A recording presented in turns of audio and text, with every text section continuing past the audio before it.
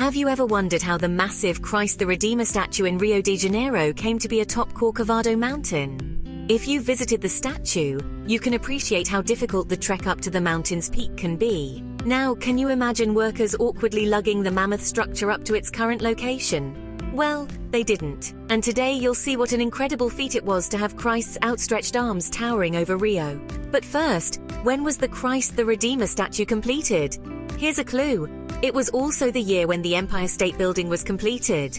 Is it 1822, 1921, or 1931?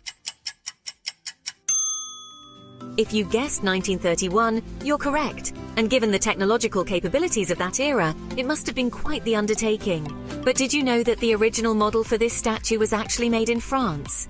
French sculptor Paul Landowski was the creative mind behind Christ the Redeemer. Given the enormity of the statue, he designed and sculpted it in large pieces of clay. He crafted the head and hands in full size while creating a smaller 4-meter-high version of the body. Romanian sculptor Gheorghe Leonida was entrusted with the delicate task of carving the final face of Christ. These pieces were then hauled to Brazil, which was a colossal endeavor. After the pieces reached Brazil, another challenge awaited the creators, transporting them up the lofty Corcovado Mountain. The Ferrocarril do Corcovado, a small train much older than the statue, was used to ferry the parts up the steep mountain paths to the summit. Picture the effort involved in carrying all these materials up a mountain via a cogwheel railroad. After this, the next challenge was transforming the pieces into a concrete sculpture on site. Brazilian engineer Heitor da Silva Costa and French engineer Albert Caquot were responsible for this. Caquot designed the internal structure to support the statue's weight, while Silva Costa oversaw casting Landowski's sculpted pieces into concrete. Imagine the immense scaffolding that had to be erected, with workers climbing to dizzying heights daily to position each cast piece perfectly.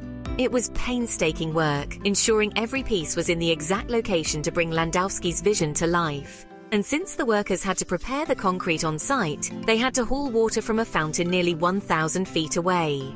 Once the concrete structure was complete, a large team of workers covered the entire surface with approximately 6 million soapstone tiles.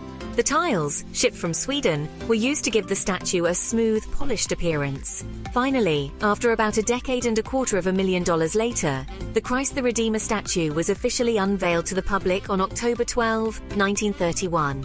The statue has since become a unique calling card for tourists from all over the world to Rio de Janeiro. That's it, folks. Have you ever heard of the bizarre incident in New York's Manhattan borough where the Empire State Building was rumored to zap cars to a halt? Check out the link to that story in the description. Please like this video, subscribe to our channel, and until next time, keep discovering and exploring, and we'll see you in the next one.